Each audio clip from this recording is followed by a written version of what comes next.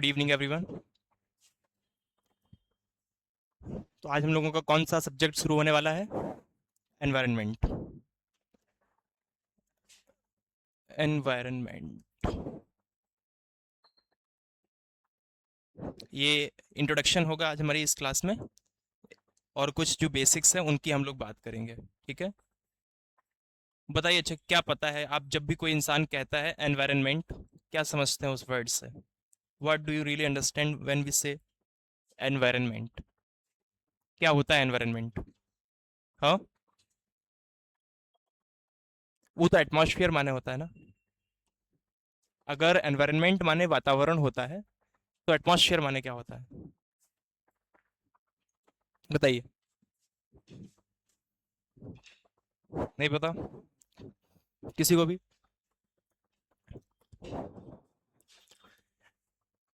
एक वर्ड है सराउंडिंग। क्या होता है? सराउंडिंग। एक वर्ड है एटमॉस्फियर और एक वर्ड है एनवायरनमेंट। वैसे एनवायरनमेंट की हिंदी पर्यावरण होती है। क्या? पर्यावरण, वातावरण नहीं। ठीक है, एनवायरनमेंट माने होता क्या है हिंदी में, पहले हम लोग बात कर लेते हैं। पर्यावरण, अगर हम इसको हिंदी में तोड़ते हैं जिन शब्दों से मिलकर ये बना है, तो वो होता है परि और आवरण। क्या?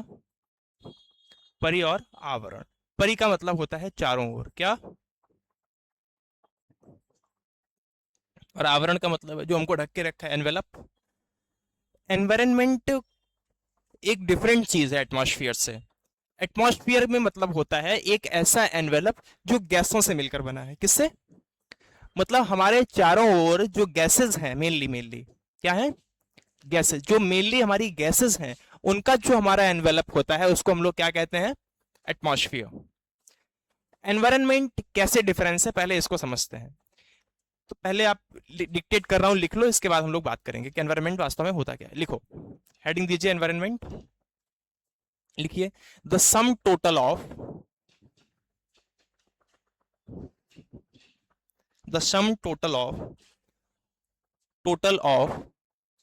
all living and non-living components, all living and non-living components, comma, conditions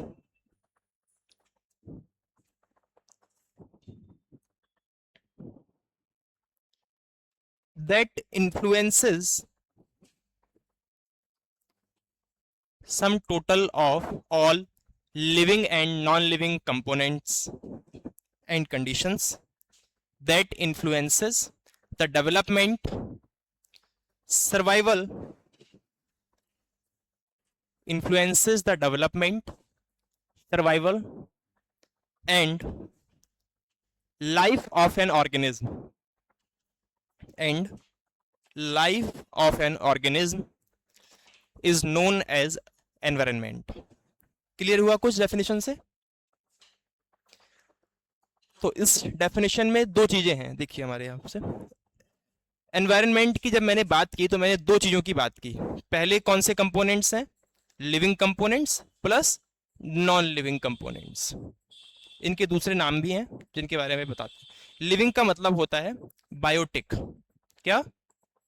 biotic. और नॉन लिविंग का मतलब होता है अबायोटिक। तो एनवायरनमेंट में कितने टाइप के कंपोनेंट्स होंगे?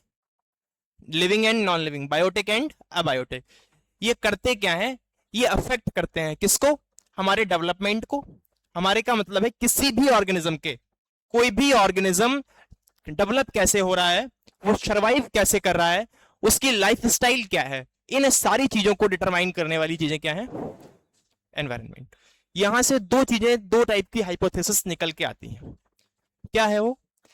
एक हाइपोथेसिस है जिसको कहते हैं हम लोग एनवायरमेंटल डिटर्मिनिज्म। Environmental determinism. और एक होती है पॉसिबिलिज्म।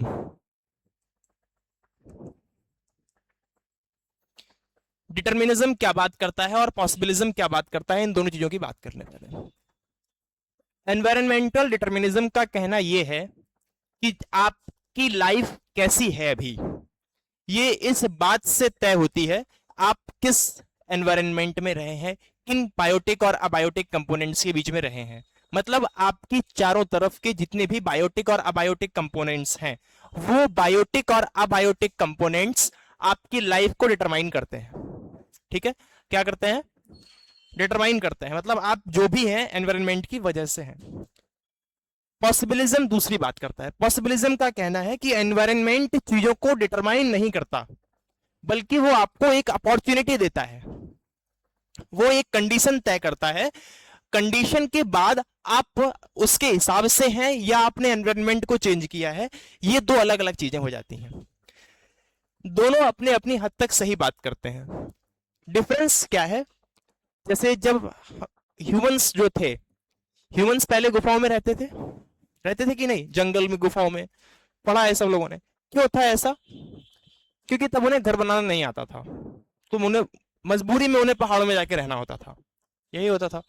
अब वो पहाड़ों में रहते थे, तो उस टाइम पे उनके एनवायरनमेंट ने उनकी लाइफ स्टाइल को डिटरमाइन करके रखा हुआ था। निश्चित थी कि अगर रहना है तो पहाड़ों में ही रहना है। धीरे धीरे ह्यूमंस ने टेक्नोलॉजिकल एडवांसमेंट किया, तकनीकी विकास किया हम लोगों ने। तकनीकी विकास के फलस्वरूप हम लोगों को मिला क्या? कि हम अब लोग एनवायरनमेंट को बदलना सीख गए। अब हम लोग कहीं भी घर बनाते हैं और वहां शान से रहते हैं। वो बात अलग है कि हम लोगों ने इतना बदल दिया कि हम लोगों के लिए नुकसानदेह बन गया, इतना प्रदूषण कर दिया है, क्लाइमेट चेंज, ग्लोबल वार्मिंग जैसी परेशानियां आ रही हैं। लेकिन कहने का तात्पर्य यह है कि in the primitive stage when there is no technological advancement, then the environment determines the lifestyle of an organism. But in the later stages, when the organisms or humans, more importantly, when they learned about how to change the environment itself, and by the process of technological advancement, of course, हम लोगों ने refrigerator बना लिए, ACs बना ली, air conditions. अब बाहर कितनी गर्मी है इससे मुझे कोई फर्क पड़ता है? मैं तो अपने रूम में एसी चला के रहता हूं। हमें कहीं जाना है, हम लोगों ने ब्रिज बना दिए, नदी में कितना पानी बह रहा है कोई फर्क पड़ता है? पहले बरसात में लोग कहीं जा ही नहीं पाते थे क्योंकि नदी में पानी बढ़ा हुआ है। तो टेक्नोलॉजिकल एडवांसमेंट से जो डिटर्मिनिज्म वाली चीजें थी, जो कंडीशन आपको रोक के रखती थी, आपकी जिंदगी को तय करती थी, अब वो आपके लिए सिर्फ एक अपॉर्चुनिटी, एक कंडीशन है जिसको आप कभी भी ओवरकम कर सकते हैं। तो टेक्नोलॉजिकल एडवांसमेंट ऐसी चीज होती है जो डिटर्मिनिज्म से पॉसिबिलिज्म में कन्वर्ट होती है। और भी बहुत सारी थ्योरीज हैं, न्यू पॉसिबिलिज्म भी है, ठीक है, लेकिन एनवायरनमेंट में नहीं, ज्योग्राफी का डोमेन है वो। तो हम लोगों ने पहली चीज क्या समझी? लिविंग और नॉन लिविंग कंपोनेंट्स हैं हमारे चारों तरफ। हमारी क्लास है ये भी पेन, ये बोर्ड, ये सारी के सारी सेटअप जो है, ये पूरा का पूरा हमारा एनवायरनमेंट है, ठीक है। और ये एनवायरनमेंट क्या तय करता है कि हमारी लाइफ स्टाइल कैसी है, हमारा डेवलपमेंट कैसा है, और इसके साथ साथ हमारा सर्वाइवल कैसा है। जैसे एक शेर जंगल में कैसे जिंदा है, ये बात एनवायरनमेंट ने तय की हुई है ऐसा? अगर उसका नेचुरल फूड वहां पर ना हो तो क्या शेर जिंदा रह पाएगा जंगल में? ऐसा होता है कि नहीं? तो एनवायरनमेंट ही तय करता है कि आपका सर्वाइवल कैसा है। शेर सिर्फ उन्हीं जगहों पर पाया जाएगा जहां पर ऐसे जानवर पाए जाते हैं, यही होता है कि नहीं? जो बिल्लियां हैं वो कहां जिंदा है? जहां पर चूहे होंगे या और भी जो चीजें वो खाती हैं वो जिंदा है। मतलब एनवायरनमेंट आपके सर्वाइवल को भी अफेक्ट करता है। डेवलपमेंट को कैसे इफेक्ट करता है इसको समझिए। आपने पढ़ा होगा जो चीता है वो बहुत तेज भागता है, हिरन वगैरह है वो बहुत तेज भागता है। अगर मैं एक ब्रॉडली बात करूं तो ग्रासलैंड इकोसिस्टम्स के जितने भी हर्बीवोर और कार्निवोर एनिमल हैं, मतलब जो घास के मैदान हैं, उनमें पाए जाने वाले शाकाहारी और मांसाहारी दोनों ही प्रकार के जीवों में भागने की अद्भुत क्षमता होती है। They can run very fast, ठीक है। क्यों हुआ ऐसा? उसका रीजन ये है, मान के चलो किसी को शेर ने दौड़ाया, अब घास का मैदान है तो कहां छिपेगा वो बेचारा? नहीं छिप पाएगा, तो फिर वो तेज दौड़ने की आदत बनाया। तो सारे के सारे जानवरों में ये तेज दौड़ने वाली जो आदत है, ये धीरे धीरे धीरे धीरे उस एनवायरनमेंट की वजह से आई है, क्योंकि उसके पीछे शेर चीते दौड़ते थे। अब हिरन ज्यादा तेज दौड़ना सीख गए, शेर नहीं पकड़ पाया तो चीता आया, उसने और तेज दौड़ना सीखा, पकड़ लेता है दौड़ा के। तो एनवायरनमेंट आपके सर्वाइवल को अफेक्ट करता है, आपकी लाइफ स्टाइल को अफेक्ट करता है, और आपके डेवलपमेंट को भी अफेक्ट करता है। एनवायरनमेंट की भाषा में डेवलपमेंट को इवोल्यूशन कहा जाता है। क्या कहा जाता है? इवोल्यूशन। तो लिविंग और non living components, it affects, किसको अफेक्ट करते हैं ये? पहली चीज आपके डेवलपमेंट को, what we call evolution, and development के बाद सर्वाइवल को, एंड सर्वाइवल के बाद लाइफ को, आपकी पूरी की पूरी लाइफ को डिटरमाइन करता है। ये होता है आपका एनवायरनमेंट। एक दूसरा टर्म यहां पर आता है और वो इससे डिफरेंट है पूरी तरह से, इकोलॉजी। बहुत सारे लोग इसको कंफ्यूज भी करते हैं कि इकोलॉजी क्या है। इकोलॉजी और एनवायरनमेंट दो अलग अलग चीजें हैं। एनवायरनमेंट का मतलब मैंने बता दिया है।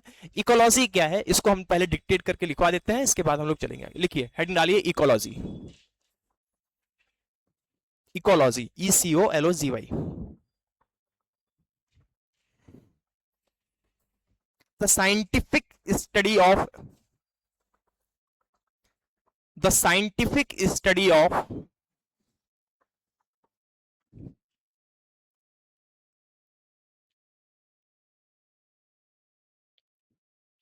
the complex environment, the complex environment and the interactions between living organism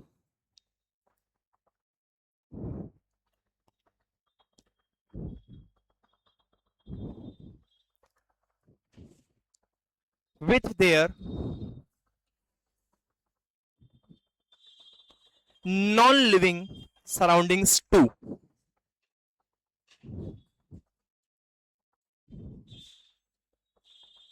paragraph change करिए, नीचे लिखिए,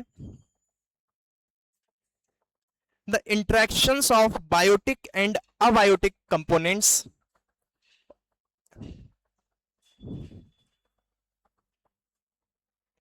the interaction of biotic and abiotic components with each other and among themselves, with each other and among themselves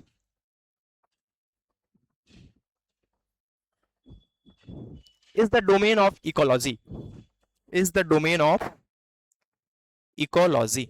तो समझ में आया ecology क्या है? Ecology environment की स्टडी है, एनवायरनमेंट की स्टडी। किस टाइप की स्टडी है? साइंटिफिक स्टडी, एक रेगुलर वे में,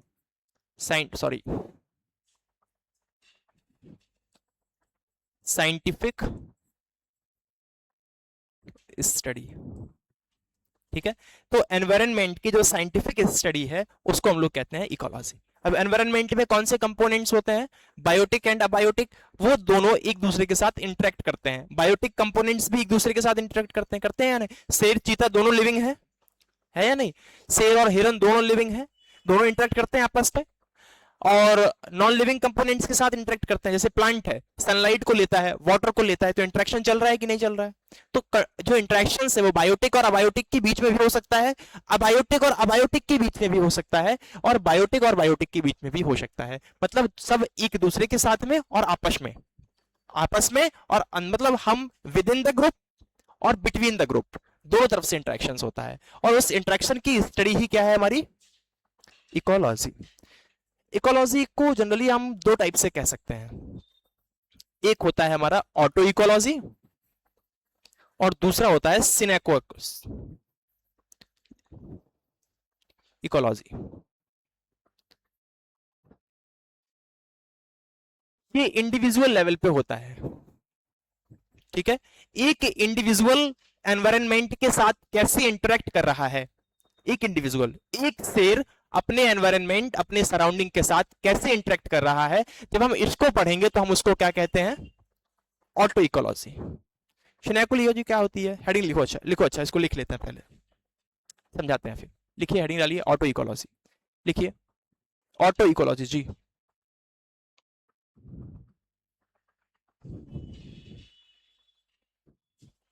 the study of interaction of an organism और पॉपुलेशन। अभी इन सब चीजों की बात होगी कि ऑर्गेनिज्म क्या होता है, पॉपुलेशन क्या होता है। The study of interaction of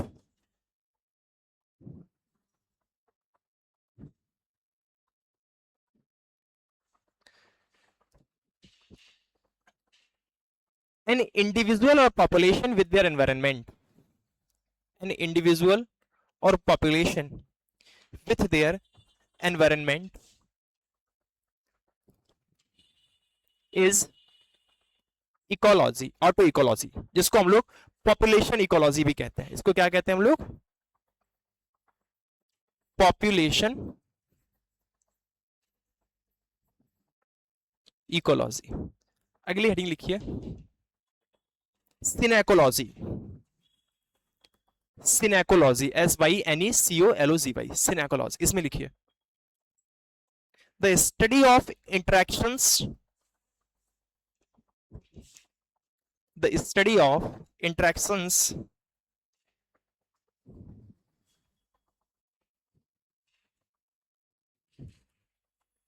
between different groups of organisms, between different groups of organisms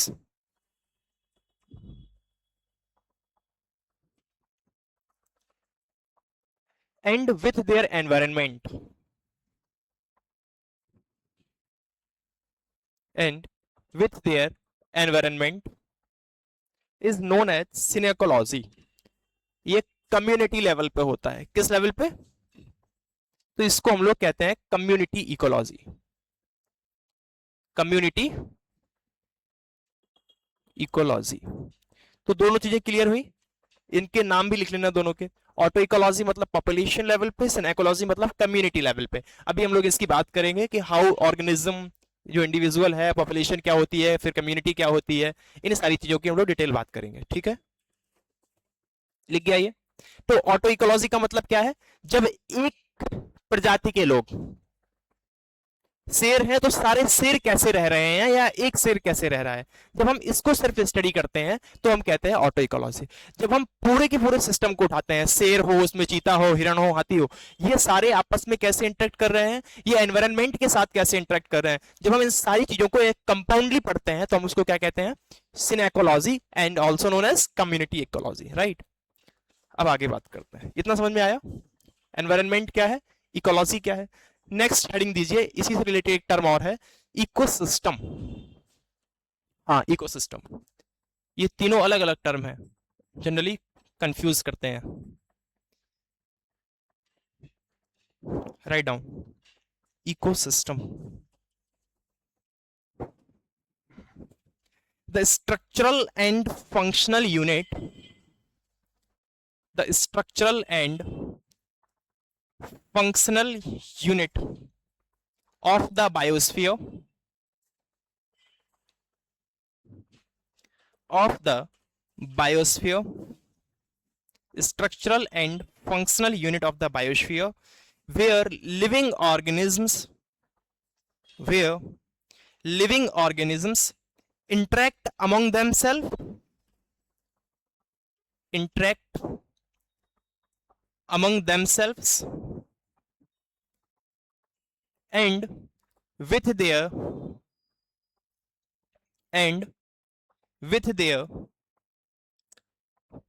surroundings is known as ecosystem, is known as ecosystem। Ecosystem जो वर्ड है, इसको किसने दिया था? Arthur Tansley, 1935। लिखो इसको, ऐसा ही लिख लो, the word coined by Arthur Tansley, 1935।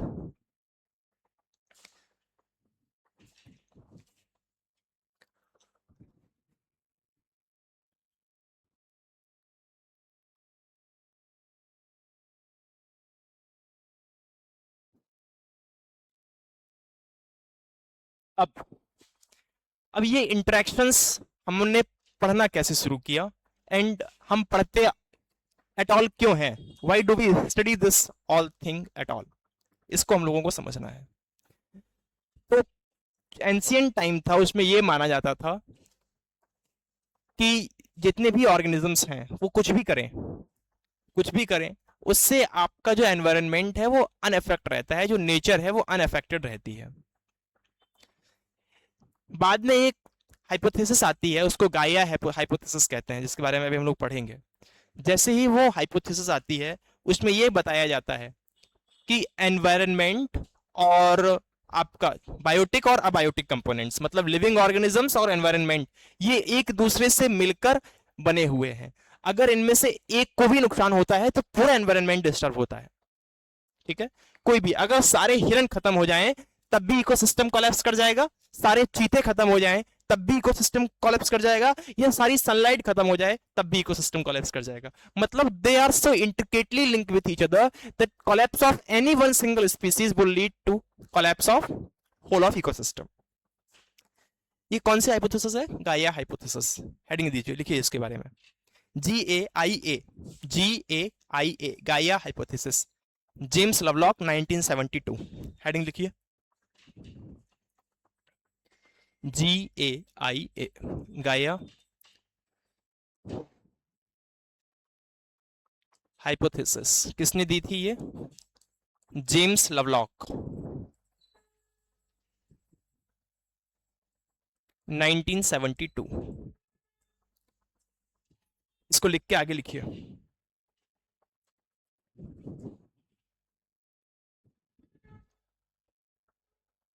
लिखिए इसमें,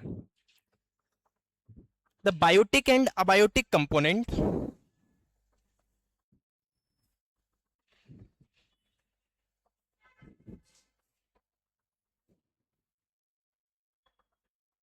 the biotic and abiotic component are intricately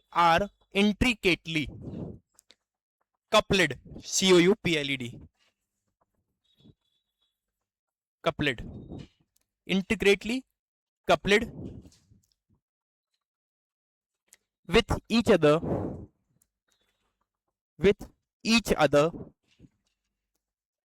with each other, and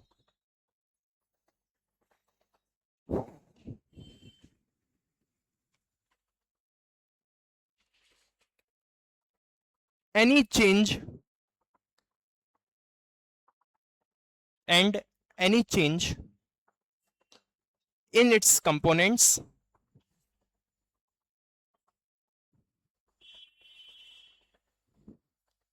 affects the whole of ecosystem or biosphere, affects the whole of ecosystem and biosphere।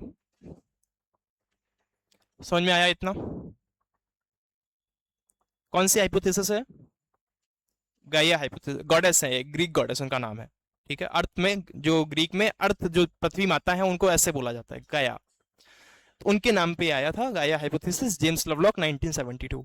इन्होंने क्या बताया कि एक ecosystem में जितने भी हमारे ऑर्गेनिजम्स होते हैं, क्या, एक इकोसिस्टम में जितने भी, बायोस्फीयर में किसी भी, जितने भी ऑर्गेनिजम्स होते हैं, जितने भी प्राणी होते हैं, वो सारे के सारे एनवायरनमेंट के साथ ऐसे जुड़े हैं कि वो ये भी तय करते हैं कि एनवायरनमेंट कैसा है। सिर्फ एनवायरनमेंट ये तय नहीं करता कि बायोटिक कंपोनेंट कैसे रह रहे हैं, बायोटिक कंपोनेंट भी ये तय करते हैं कि एनवायरनमेंट कैसा होगा। मतलब इंट्रिकेटली है, एक दूसरे को अफेक्ट करता है तो दूसरा भी इसको अफेक्ट करता है। इसका बेस्ट एग्जांपल क्या है? Global warming. ग्लोबल वार्मिंग है कि नहीं? हम लोगों ने इतना सारा पॉल्यूशन कर दिया है कि एनवायरनमेंट अफेक्ट हो रहा है। देख रहे हो गर्मी की हालत क्या है? सब लोग देख रहे हैं कि नहीं? गर्मियों की सारा का सारा टेम्परेचर कहां तक पहुंच जा रहा है, कितना सारा पॉल्यूशन हुआ पड़ा है। सारी की सारी अर्थ में जो आइस थी, ग्लेशियर्स थे, वो मेल्ट हो रहे हैं, हीट वेव्स चल रही हैं अलग अलग जगहों पर। तो ये सब क्यों हो रहा है? क्योंकि हम लोगों ने अफेक्ट किया हुआ है उसको। तो ऐसा नहीं है कि बायोटिक कंपोनेंट्स सिर्फ एनवायरनमेंट से अफेक्ट होते हैं, जो एनवायरनमेंट है वो भी बायोटिक कंपोनेंट्स को अफेक्ट करता है। जैसे इस पूरे के पूरे इकोसिस्टम को हैबिटेबल किसने बनाया? बायोटिक कंपोनेंट्स ने। अगर बायोटिक कंपोनेंट्स ऐसे ना होते, जिन प्लैनेट्स पर लाइफ नहीं है, एटमॉस्फेयर बहुत सारे प्लैनेट्स के पास है, बहुत सारे प्लैनेट्स पर वाटर भी हो सकता है, बहुत सारे प्लैनेट्स पर ऑक्सीजन भी हो सकती है, पर जिन प्लैनेट्स पर लाइफ नहीं है वो हैबिटेबल नहीं है, वहां पर कोई और नहीं है। इसलिए मतलब ये ऐसा है, क्योंकि एटमॉस्फेयर नहीं है तो लाइफ नहीं है, कंडीशंस नहीं है, या लाइफ नहीं है तो कंडीशंस नहीं है। हमारी अर्थ पर लाइफ कैसे आ पाई? हम लोगों ने पढ़ा है अर्थ की इवोल्यूशन के बारे में। अर्थ में इवोल्यूशन कैसे हुआ, पहले की हाइड्रोस्फीयर बना, पूरा का पूरा पानी भरा, बारिश हुई, बारिश से धीरे धीरे फिर ऑक्सीजन रिलीज होती है, एटमॉस्फेयर में ऑक्सीजन पहुंची, फिर वहां से धीरे धीरे सारी चीजें आती हैं। तो प्लांट्स फोटोसिंथेसिस करते हैं, कार्बन डाइऑक्साइड को पूरा खींचा, ऑक्सीजन को रिलीज किया। तो ये बैलेंस जो बना हुआ है ना, ये बैलेंस इंटीग्रेट बना हुआ है। जो लिविंग ऑर्गेनिज्म है they also affect the environment and the biotic environments of course they affect the living organisms. समझ में आ गया? ये होगी हमारी गाया हाइपोथेसिस। तो तीन चीजें आज हम लोगों ने क्लियर की। क्या है वो? फर्स्ट ऑफ ऑल, सबसे पहले एनवायरनमेंट क्या होता है and how it is different from atmosphere. Atmosphere air की सराउंडिंग्स है, वो हम लोग ज्योग्राफी में पढ़ते हैं। एनवायरनमेंट में लिविंग और नॉन लिविंग सारी सराउंडिंग्स, मेरे आसपास सब कुछ जो कुछ है वो मेरा एनवायरनमेंट है, पर्यावरण कहते हैं, living and non living. And it regulates the development, survival and the life. Development, survival and the life. और कंपोनेंट्स नहीं, कंडीशंस भी, कंडीशंस भी, ठीक है। जैसे हमारा पॉलिटिकल एनवायरनमेंट भी हो सकता है, पॉलिटिकल एनवायरनमेंट हो सकता है, तो पॉलिटिकल कंडीशंस होती है ना, पॉलिटिकल कंडीशंस, ऐसे इकोनॉमिक कंडीशंस होती हैं। तो एनवायरनमेंट में कंपोनेंट्स और कंपोनेंट्स के साथ साथ कंडीशंस, सारी चीजें आती हैं। आगे हम लोगों ने पढ़ा इकोलॉजी, दो ब्रांचेस भी पढ़ी, auto ecology, synecology, population ecology and the community ecology, दोनों के अलग अलग नाम भी हैं। फिर हम लोगों ने पढ़ा इकोसिस्टम। इकोसिस्टम को टर्म को किसने दिया? आर्थर टैंसले, 1935। इसके बाद फिर क्या पढ़ा? गाया हाइपोथेसिस। क्यों? क्योंकि यहीं से हमारा सब्जेक्ट है वो बॉर्न होता है। गाया हाइपोथेसिस अगर ये बात न तय करता तो फिर हम लोगों ने ग्लोबल वार्मिंग पे कोई ध्यान न दिया होता, क्योंकि हमें ये पता ही नहीं था, या हम लोग इस पर बिल्कुल ध्यान ही नहीं दे रहे थे कि हमारी एक्टिविटीज से एनवायरनमेंट पर फर्क पड़ सकता है। बाद में ये बात तय हुई, तभी तो रैपिड इंडस्ट्रियलाइजेशन, सारी की सारी चीजें होती चली गई, और हम लोगों ने अर्थ के एटमॉस्फेयर, यहां तक कि उसको इनहेबिटेबल भी नहीं छोड़ा। बहुत सारी स्पीसीज कंटिन्यूअसली एक्सटिंक्ट होती चली जा रही हैं सिर्फ ह्यूमन इंटरवेंशंस की वजह से, ठीक है। तो जो बायोटिक कंपोनेंट्स है उनका असर भी एनवायरनमेंट पर पड़ता है। यहां तक हम लोग आज इसको छोड़ते हैं। नेक्स्ट क्लास जो हमारी होगी उसमें हम लोग डिस्कस करेंगे डिफरेंट लेवल्स ऑफ ऑर्गेनिजम्स होते हैं, जैसे इंडिविजुअल होता है, इकोसिस्टम होता है, फिर कम्युनिटी है, पॉपुलेशन है, ये सारी चीज़ें क्या होती हैं, बायोम क्या है, बायोस्फीयर क्या है, इन सब चीज़ों को पढ़ेंगे हम लोग, ठीक है। डिफरेंट लेवल्स ऑफ इकोलॉजी हम लोग उसको कहते हैं, और उसको हम लोग वहाँ पर पढ़ेंगे, और उसके बाद हम लोग अपना सब्जेक्ट कंटिन्यू करेंगे, ठीक है। कोई भी चीज़ जो पूछनी हो, कोई भी रिगार्डिंग कोई भी डाउट हो, उन सब चीज़ों को आप पूछ सकते हैं। और ये जो भी है, जो भी मैं यहाँ पर लिखाऊंगा, इसके सारे के सारे जो हैंड रिटन नोट्स हैं प्लस क्लास नोट्स हैं, अपने जो हमारा चैनल है उस पर आपको पढ़े हुए मिल जाएंगे, लिंक हमारी डिस्क्रिप्शन में पड़ी हुई होगी, ठीक है। पूछिए, क्या पूछना है बताइए।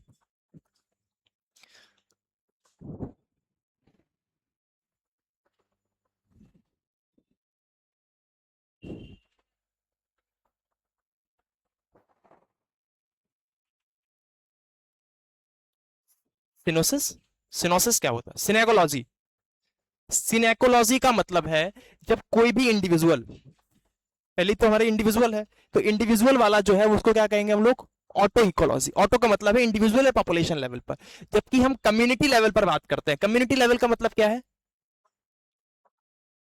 ग्रुप नहीं, एनवायरनमेंट में कम्युनिटी की डिफरेंट मीनिंग है। वो ये है कि different different species, lion, deer, चीता, हाथी, जेब्रा, सारी की सारी मिलके जो कंपोनेंट बनाते हैं उसको क्या कहते हैं? कम्युनिटी। ये आपस में कैसे एक दूसरे के साथ इंटरेक्ट कर रहे हैं, और ये एनवायरनमेंट के साथ एक दूसरे के साथ कैसे इंटरेक्ट कर रहे हैं, तो फिर इस पूरी की पूरी एज अ होल जब हम पढ़ते हैं तो वो सिनेकोलॉजी है, ठीक है। और कुछ? चलिए ठीक है, तो हम लोग समाप्त करते हैं अपनी इस क्लास को आज यहाँ पे। नेक्स्ट क्लास में हम लोग आगे बात करेंगे।